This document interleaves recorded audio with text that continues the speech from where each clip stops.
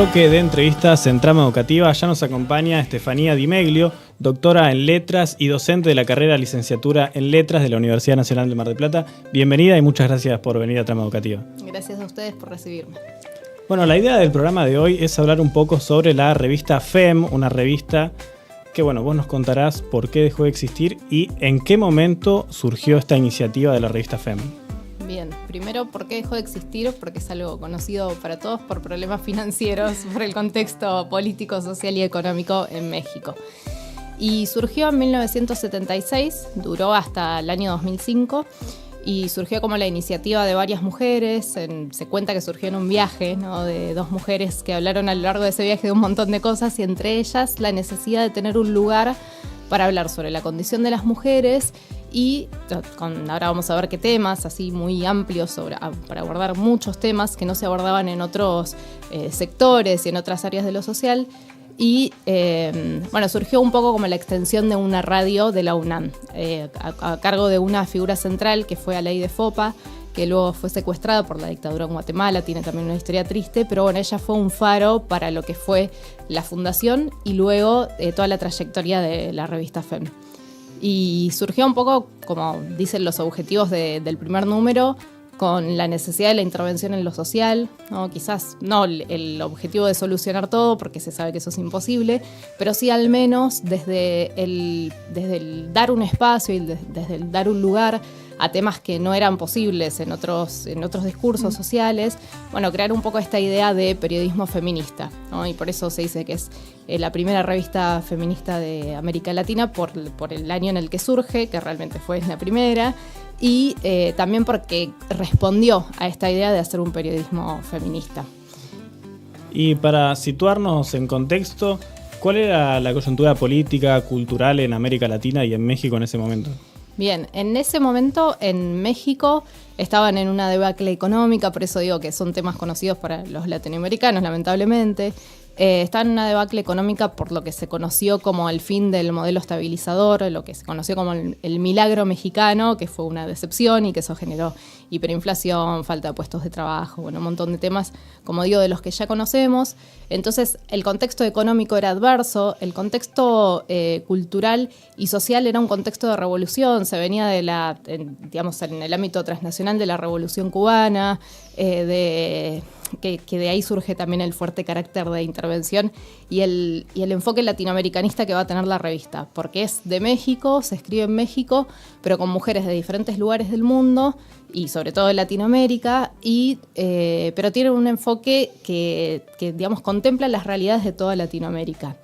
Y el contexto, volviendo a ese contexto social y económico adverso, también tiene fuerte importancia para todo México y para esto en particular el movimiento estudiantil que desembocó en lo que conocemos como la Noche de Tlatelolco en octubre del 68, ¿no? Esa idea de revolucionarlo todo, ¿no? Entonces esos son un poco los cimientos y por eso está este fuerte carácter de intervención en lo social, en lo político, esta fuerte voluntad de cambio, esta fuerte mirada crítica, que tiene una mirada muy crítica a la revista hacia la realidad social, económica, cultural, hacia la academia misma y hacia el mismo feminismo, ¿no? Tiene esa mirada de, bueno, no se puede hablar ya de la mujer en términos homogéneos, de la mujer como un sujeto universal, sino que tenemos que pensar en las realidades locales. Y por eso en ese sentido también piensa en las mujeres, en la condición de las mujeres en México y en cada uno de los países, ¿no? A lo largo de los números se incluyen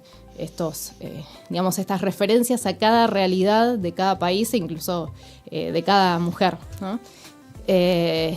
Y me preguntabas también sobre el aspecto cultural. Sí, bueno, hay una particularidad con respecto a esto que es que la revista en los primeros años se suele dividir como en 3 etapas, ¿no? Una primera etapa que es como mucho más académica, ¿no? Y que contempla, decía, todos los diferentes aspectos de la realidad y que, se dirige a un público, trata de dirigirse a un público amplio, de ser lo más democratizador posible, ¿no? Ese es otro de los objetivos de la revista, pero sí tiene un fuerte corte académico, entonces la realidad es que no llega a todos y a todas, ¿no? Que, por ejemplo, parte del público son muchas mujeres militantes, feministas, y que tienen la particularidad de que en esos grupos, que además la década de los 70 es un momento de surgimiento de los grupos feministas, porque estamos en lo que se considera como la segunda ola, ¿no? Hay que tener un poco una mirada crítica hacia esa periodización de las olas, porque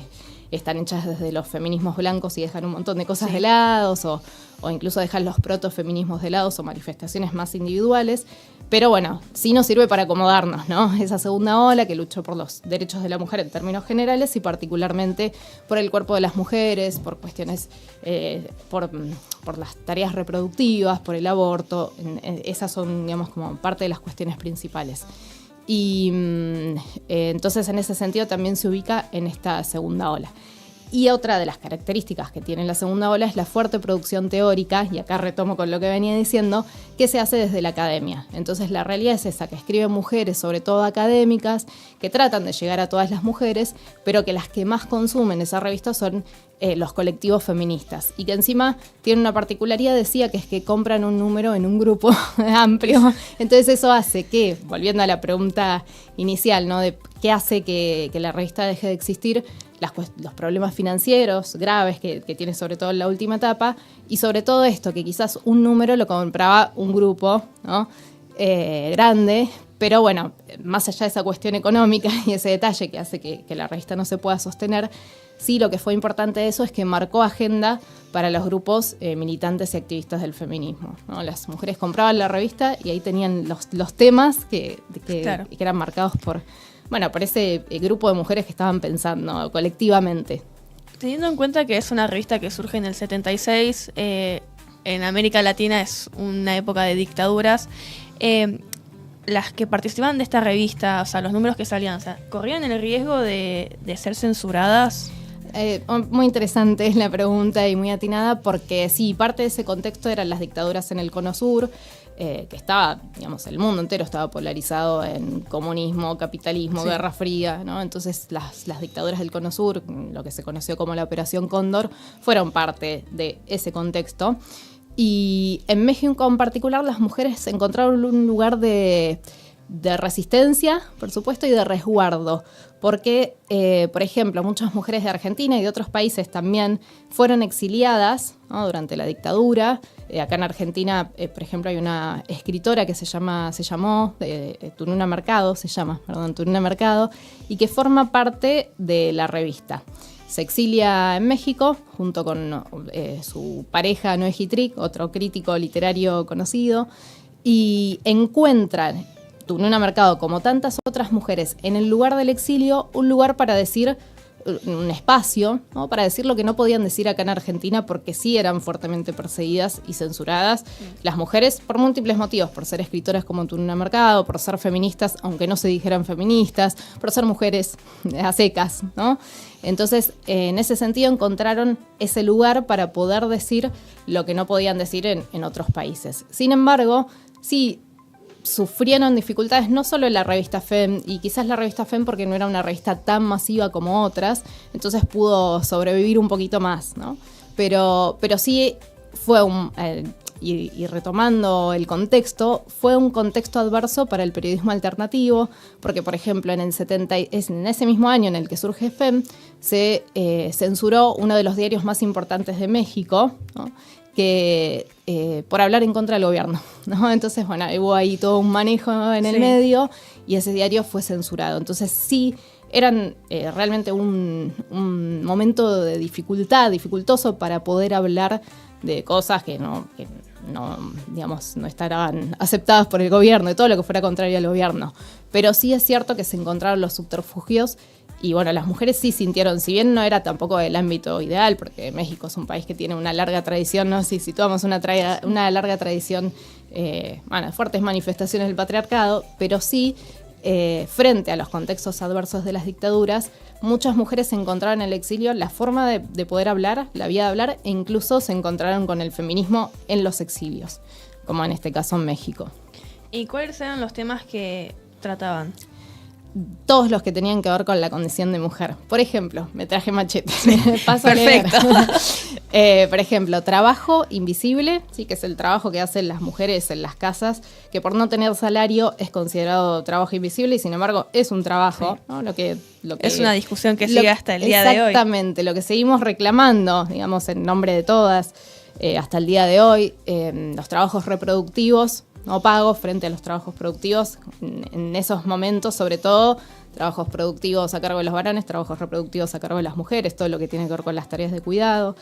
Violencia contra las mujeres, ¿qué más? Derechos humanos en general, nombrabas las dictaduras y, un montón de conflictos internos en América Latina y derechos humanos en general, violación, aborto, las mujeres y los medios de comunicación, otras revistas feministas, porque en este momento en el que surge FEM, al poquito tiempo surgen otras publicaciones, CIWAT, la Correa Feminista, la Boletina, ¿no? Como diferentes publicaciones que son también de un alcance considerable dentro de cada uno de sus países, y entonces en este sentido también otras publicaciones están dialogando con FEM.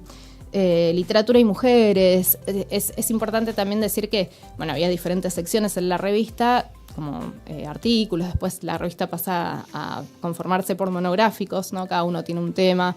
Aborto, por ejemplo, es uno de los temas más repetidos, mujer y militancia política, ¿no? Diferentes temas. Y entonces están los artículos como centrales, pero también hay entrevistas, hay reseñas de libros de literatura o libros académicos, todo eso que se está produciendo, que se decía en la década de los 70, reseñas sobre esos libros, traducciones.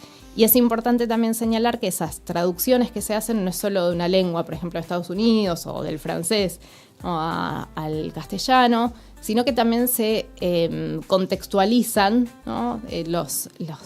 Esas ideas que se importan se contextualizan en América Latina. Y eso sí es importante destacar, ¿no? Como no se traen acríticamente, sino que se ven en relación, en el terreno y en el campo, y de manera situada, se diría, en el caso de las mujeres en América Latina. Y después muchos temas más. Hay también secciones de textos de creación literaria, ¿no? Las mujeres pueden mandar, cartas de lectores también. Temas muy variados, todo lo que tiene que ver con la mujer, como decía. Esto tal vez es una pregunta más para yendo hacia el lado de la facultad. ¿Este tipo de revistas se abordan en las cátedras de la licenciatura en letras? No, en las materias de la licenciatura no específicamente. Y ahora que preguntas, es también otra pregunta interesante porque es una revista que a pesar de su larga temporalidad, ¿sí? Que como decía tiene estas 3 etapas, que es una primera etapa más académica, una segunda etapa más periodística, en la que se conoce como el giro periodístico, y una tercera etapa más intimista, en la que las colaboradoras hablan más que nada sobre sus experiencias personales. Dentro de esta larga temporalidad, o sea, fue una revista que realmente tuvo pregnancia por lo que decía, sí, que marcó agenda en el feminismo y que además se publica durante casi 30 años, ¿no?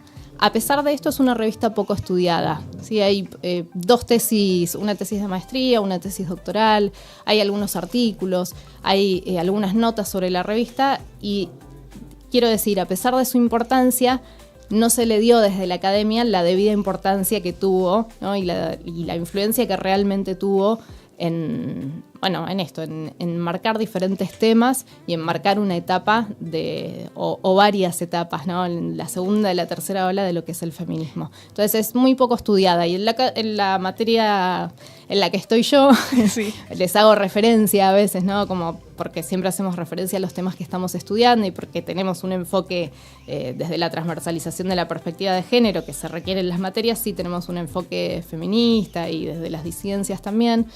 Y entonces hago referencia, pero no es parte del programa o del plan de trabajo docente, y sí es como muy poquito estudiada. Tal vez es muy personal esta pregunta, pero ¿por qué crees que le dan tan poca importancia desde la academia, teniendo en cuenta que tal vez en su momento sí fue importante esta revista? La verdad no lo sé. Perdón.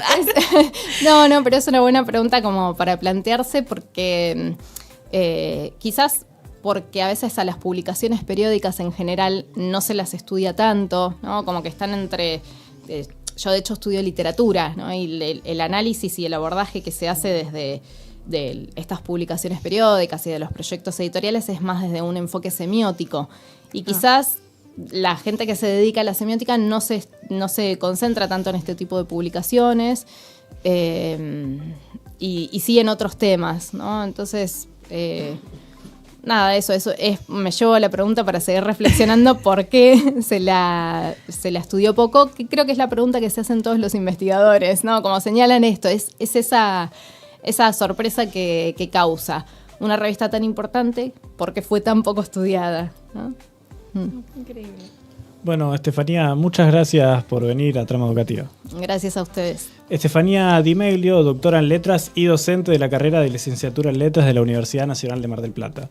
Nos vamos a una breve pausa y enseguida volvemos.